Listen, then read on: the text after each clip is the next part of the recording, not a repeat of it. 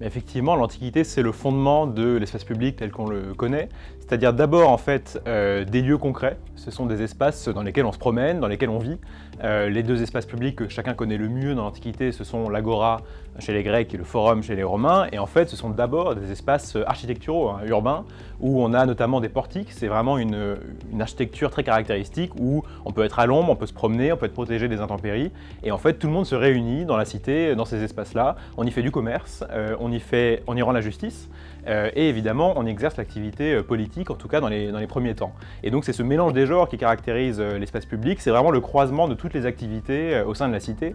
Et c'est d'ailleurs caractéristique en fait de la politique telle que la conçoit l'Antiquité, puisqu'on ne fait pas encore de distinction, par exemple, entre les différentes branches du pouvoir, entre l'exécutif, le judiciaire, le législatif, mais on ne fait pas non plus vraiment de distinction avec les autres activités qui réunissent les citoyens, c'est-à-dire à la fois les affaires civiles et les affaires économiques et commerciales.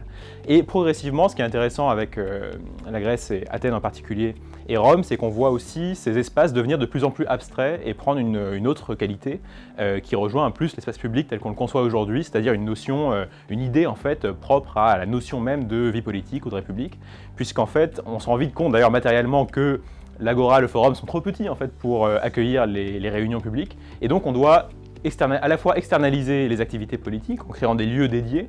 À Athènes, par exemple, c'est la colline de l'Apnix. Mais aussi, on se rend compte qu'en fait, l'espace public peut être n'importe où se trouvent les citoyens et où se réunissent les citoyens en tant qu'assemblée.